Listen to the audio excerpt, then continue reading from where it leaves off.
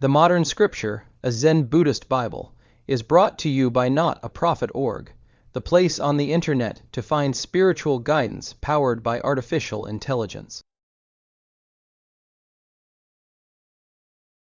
Chapter VII, Sudden Enlightenment and Gradual Attainment 1. Contemporaneous with the Patriarch when he was living at Po-lam Monastery was Grand Master Shin-shau, who was preaching in Hui-neng Monastery of Hui-neng. At that time the two schools of Hui-neng in the south and of Shin-shau in the north were both flourishing. As the two schools were distinguished from each other by the names Sudden and Gradual, some Buddhist scholars were troubled as to which school to follow. One day the Patriarch addressed his assembly as follows: "So far as the Dharma is concerned, there can be only one school. If a distinction is made, it exists in the fact that the founder of one school was a northern man, and the founder of the other was a southern man. While there is only one system of Dharma, some disciples realize it quicker than others, but the reason why the names Sudden and Gradual are given is because some disciples are superior to others in their mental dispositions. So far as the Dharma is concerned, the distinction of sudden and gradual does not exist. Between the two leaders there was mutual respect, but the followers of Shin-shau often criticized the Patriarch. They discredited him by saying that he was illiterate and could not distinguish himself in any respect.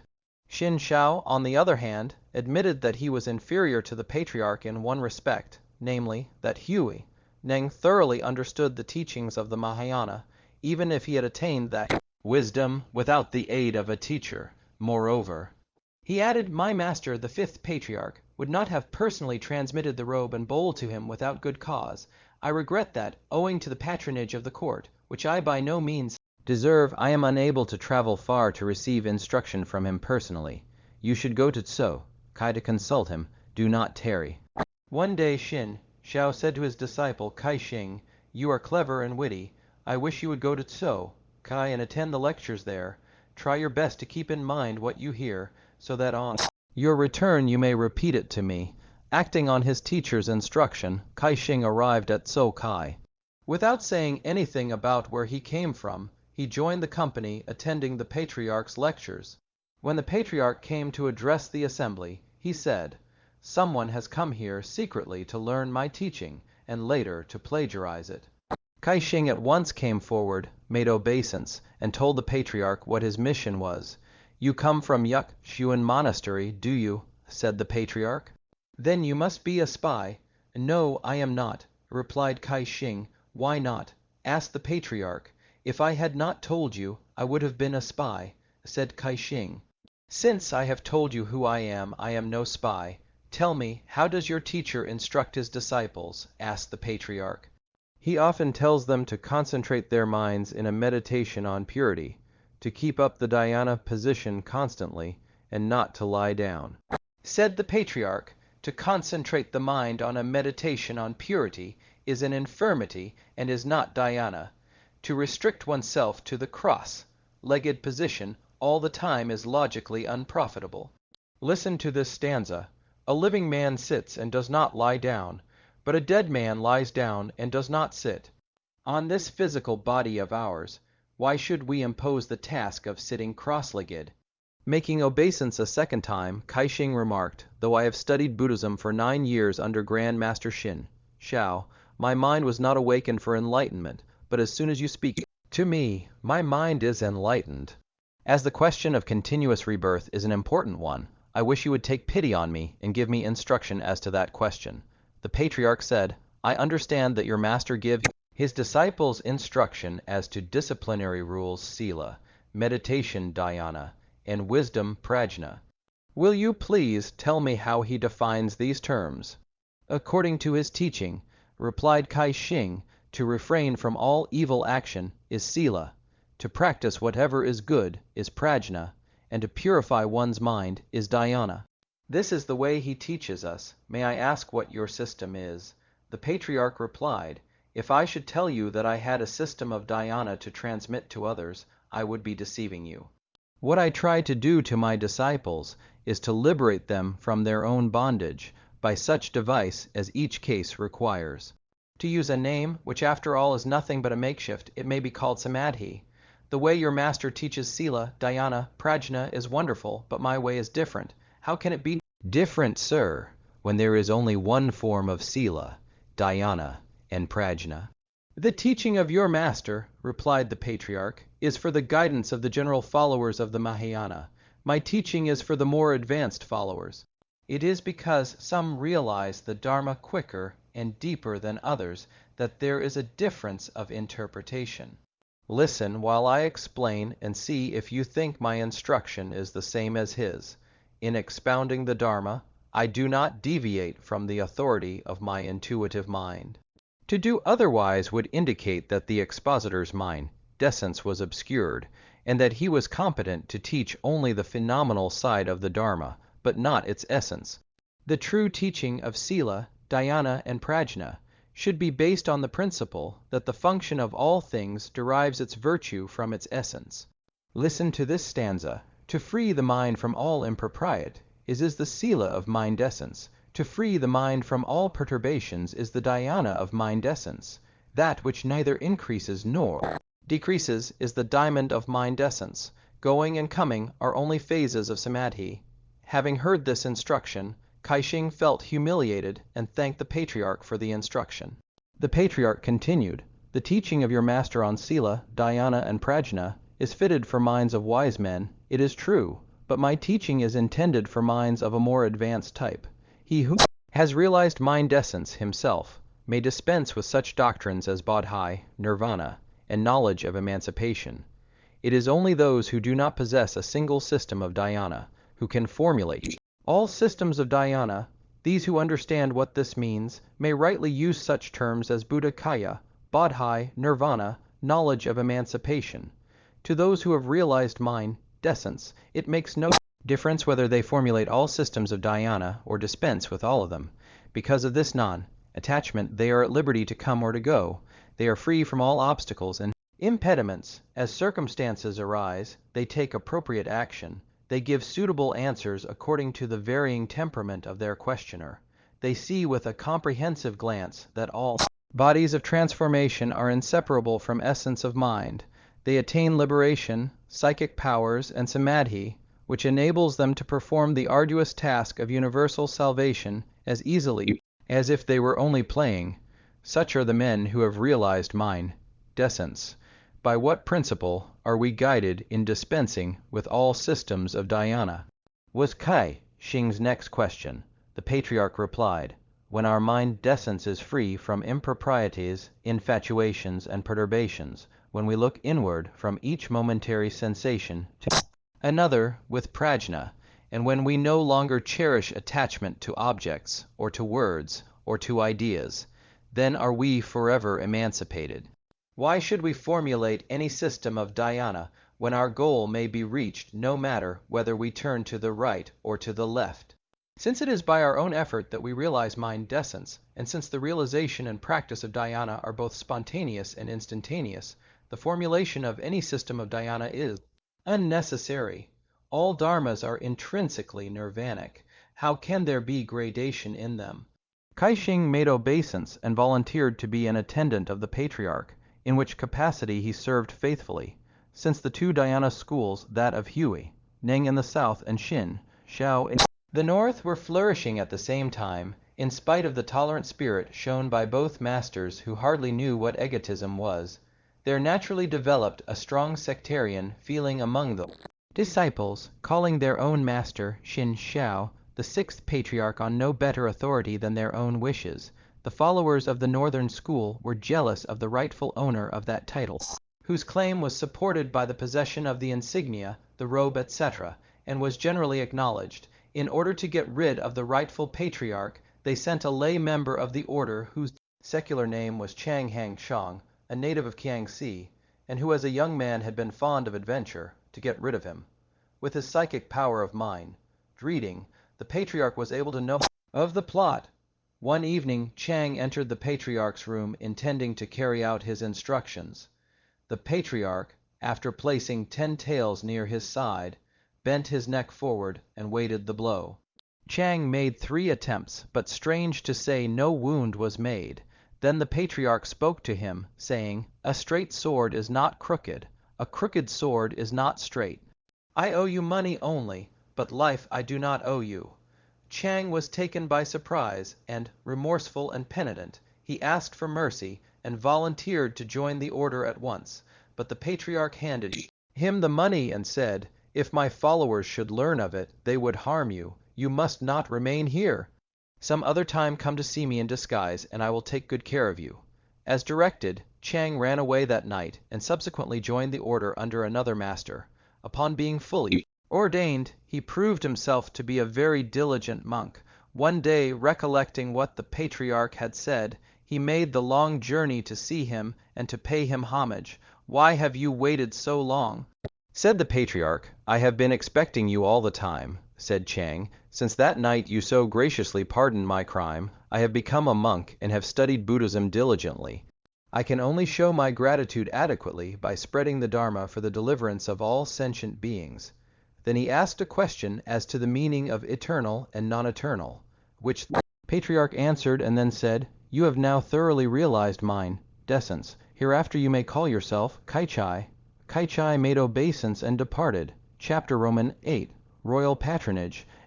Edict dated the 15th day of the first moon of the first year of Shin-lung, issued by the Empress Dowager Chektin and the Emperor Cheng, read as follows. Since we have invited Grand Masters Huai-on and Shin-shau to stay in the palace and receive our offerings, we have continued to study under them as far as we could find time after attending to our imperial duties. Out of sheer modesty, these 2 masters recommended that we should seek the advice of Dhyana Master Hui-neng of the South, who had inherited the secret Dharma and the robe of the 5th Patriarch, as well as the heart seal of the Lord Buddha. We hereby send eunuch, Sit Can, as the courier of this edict to invite His Eminence to come, and we trust His Eminence will graciously favor us with an early visit, etc., etc. On the ground of illness, the patriarch sent a reply declining the royal invitation, and craved permission to be allowed to spend his remaining years in the forest. In due time, Sit Can, the imperial envoy, arrived at So-kai and interviewed the patriarch as follows. In the capital, Dhyana experts unanimously advise people to meditate in the cross-legged position to attain samadhi. They say that this is the only way to realize the norm, and that it is impossible for anyone to obtain liberation without going through this meditation exercise. May I know your way of teaching, sir? The norm is to be realized by the mind. Replied the patriarch, it does not depend upon the cross-legged position. The Vajrakhetika Sutra says that it is wrong for anyone to assert that Tathagata comes or goes, sits or reclines. Why? Because Tathagata's dhyana of purity implies neither coming from anywhere nor going to anywhere, neither becoming nor annihilation. All dharmas are calm and void, such is Tathagata's seat of purity. Strictly speaking, there is no such thing as attainment. Why should we bother ourselves about the cross-legged position? Upon my return, said Sitkan, their majesties will ask me to make a report. Sir, will you kindly give me some hints as to your essential teachings, so that I may make them known, not only to their majesties, but also to all Buddhist scholars at the capital? As the flame of one lamp may kindle hundreds of thousands of others, the ignorant will be enlightened, and light will produce light without end. The norm implies neither light nor darkness, replied the patriarch. Light and darkness signify the idea of alternation. It is not correct to say light will produce light without end. Since light and darkness are a pair of opposites, there must be an end as well as a beginning. The Vimalakirti Nirdasa Sutra says the norm has no analogy. It is not a relative term. Light signifies wisdom, and darkness signifies defilement. If a pilgrim of the path does not get rid of defilement by wisdom, how is he going to free himself from the wheel of birth and death, which is beginningless? The patriarch continued, defilement klesa is wisdom bod. Hai, the two are the same and are not different from each other. To break up klasa by bod, Hai is only a teaching of the followers of small and middle vehicles, to those of keen intellect and superior mental attainment. Such teaching is disapproved. What, then, is the teaching of the Mahayana? From the point of ordinary men. Replied the Patriarch, enlightenment and ignorance are two separate things. Wise men who thoroughly realize mind, essence, know that they are of the same nature. This sameness of nature, that is, this non-duality of nature, is what is called true nature. It neither decreases in the case of an ordinary man and ignorant person, nor increases in the case of an enlightened sage. It is undisturbed in an annoying situation, and is calm in samadhi. It is neither eternal nor not eternal. It neither goes nor comes. It is to be found neither in the interior, nor in exterior, nor in the space intervening between. It is beyond existence and non-existence. Its nature and its phenomena are always in a state of tathata. It is both permanent and immutable. Such is the norm. Sitkan asked, "You speak of it as beyond existence and non-existence. How do you differentiate it from the teaching of the heretics, who teach the same thing?" The Patriarch replied, "In the teaching of the heretics, non-existence means the end of existence, while existence is used in contrast with non-existence. What they mean by non-existence is not actual annihilation, and what they mean by existence really does not exist. What I mean by beyond existence and non-existence is this: intrinsically it exists not, and at the present moment it is not annihilated. Such is the difference between my teaching and the teaching of the heretics. If you wish to know the essentials of my teaching, you should free yourself from all thought, good ones as well as bad ones, then your mind will be in a state of purity, ever calm and serene, the usefulness of which will be as apparent as the sands of the Ganges." This preaching of the Patriarch awoke Sitkan to full enlightenment. He made obeisance to the Patriarch and bade him adieu. Upon his return to the palace, he reported to their Majesties what the Patriarch had said. In that same year, on the 3D day of the 9th moon, an edict was issued commending the Patriarch in the following terms: on the ground of old age and poor health, the Patriarch declined our invitation to the capital, devoting his life, as he does, to the practice of Buddhism for the benefit of us all. He is indeed a field of merit for the nation. Following the example of Vimalakirti, who recuperated in Vesali, he widely spreads the Mahayana teaching, transmitting the doctrines of the Dhyana school, expounding especially the non-dual Dharma, through the medium of Sitkan, to whom the Patriarch imparted the Buddha knowledge. We are fortunate enough to have an opportunity to understand clearly his teachings of higher Buddhism. This must be due to the accumulated merit and our root of goodness planted in past lives. Otherwise we would not be contemporaries of His Eminence. In appreciation of the graciousness of the Patriarch, we find ourselves hardly able to express our gratitude. As a token of our great regard for him, we present him here, with a Korean mola robe and a crystal bowl. The prefect of Shu-shau is hereby ordered to renovate his monastery, and to convert his old residence into a temple, which is to be named Kwakyen. By royal favor, etc., etc. Chapter IX. Final words and death of the Patriarch. On the first day of the 7th moon, the Patriarch assembled his disciples and addressed them as follows: "I am going to leave this world by the 8th moon. Should any of you have doubts about the teaching, please ask me soon, so that I may clear them away before I go. You may not find any one to teach you after I am gone." The sad news moved many of them to tears. The Patriarch spoke to them at some length, and then added, "Under all circumstances you should free yourselves from attachment to objects. Toward them your attitude should be neutral and indifferent. Let neither success nor failure, neither profit nor loss, worry you. Be ever calm and serene, modest and helpful, simple and dispassionate. The Dharma is non-dual, as is the mind also. The path is pure and above all form. You are especially warned not to let the exercise for concentration of mind fall into mere quiet thinking or into an effort to keep the mind in a blank state. The mind is by nature pure. There is nothing for us to crave or give up."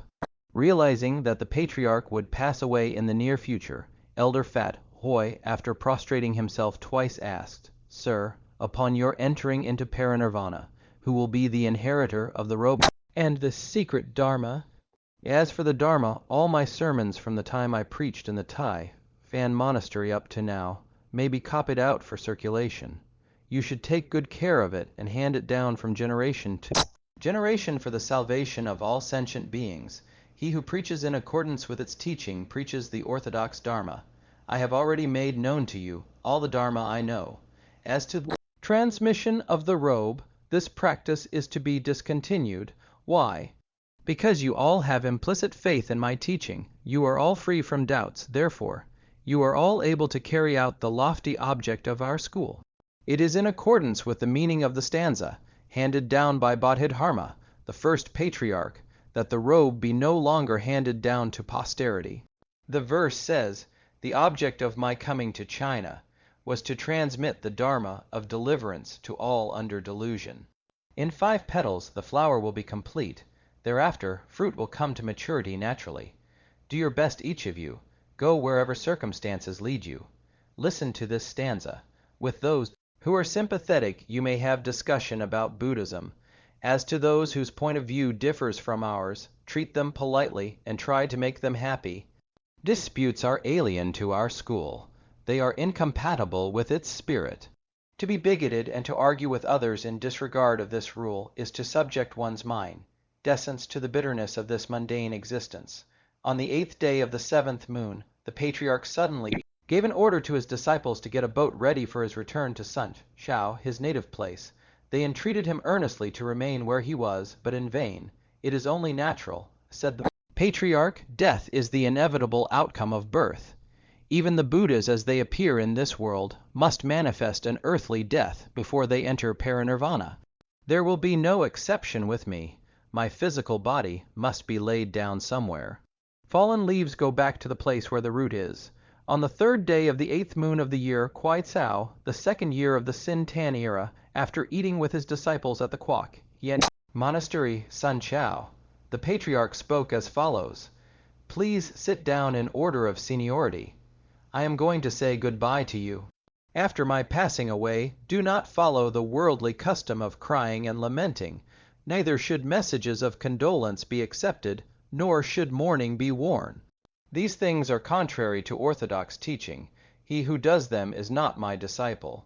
What you should do is to know your own mind and realize your own Buddha nature, which neither rests nor moves, neither becomes nor ceases to be, neither comes nor goes, neither affirms nor denies, neither remains nor departs. I repeat this to you, that you may surely realize your mind, decence. If you carry out my instructions after my death and practice them, then my going away will make no difference with you. On the other hand, if you go against my teachings, even if I remained with you, no benefit would be yours." Then he uttered this stanza: "Undisturbed and serene, the wise man practices no virtue. Self-possessed and dispassionate, he commits no sin. Calm and silent, he gives up seeing and hearing. Even and upright his mind abides nowhere." Having uttered the stanza, he sat reverently until the 3rd watch of the night. Then he said abruptly, "I am going now," and in a moment passed away. At that time a peculiar fragrance pervaded the room, and a lunar rainbow appeared to link the earth and heaven. The trees in the grove turned pale, and birds and animals cried mournfully. In the 11th moon of that year, the question of the patriarch's resting place gave rise to a dispute among the government officials of Guangzhou, Xiuchao, and Sunshao, each already being anxious to have the remains of the patriarch removed to his own district. The patriarch's disciples, together with other bhikkhus and laymen, took part in the controversy. Being unable to come to any agreement, they burnt incense and prayed to the patriarch to indicate by the drift of the smoke the place he himself would like to rest. As the smoke turned directly to Tsokai, the sacred shrine together with the inherited robe and bowl were accordingly removed back there on the 13th day of the 11th moon. Next year, on the 25th day of the 7th moon, the body was taken from the shrine and re-embalmed and placed in the stupa, and by imperial order, tablets were erected to record the life of the patriarch. The patriarch inherited the robe when he was 24. He was ordained at 39, and died at the age of 76. For 37 years he preached to the benefit of all sentient beings. 43 of his disciples inherited the Dharma, while those who attained a measure of enlightenment and thereby got out of the rut of the ordinary life were too many to be numbered. The robe transmitted by the first patriarch Bodhidharma as the insignia of the patriarchship the mola robe, and the crystal bowl presented by the Emperor Chang, the patriarch's image carved by Fong, Pin, and other sacred things were given into the care of the keeper of the stupa. They were to be kept permanently at Po-lam Monastery to guard the welfare of the temple. The sutra spoken by the patriarch was published and circulated to make known the principles of the Dhyana school. All these steps were taken for the prosperity of the three jewels, Buddha, Dharma, and Sangha, as well as for the general welfare of all sentient beings. End of the sutra.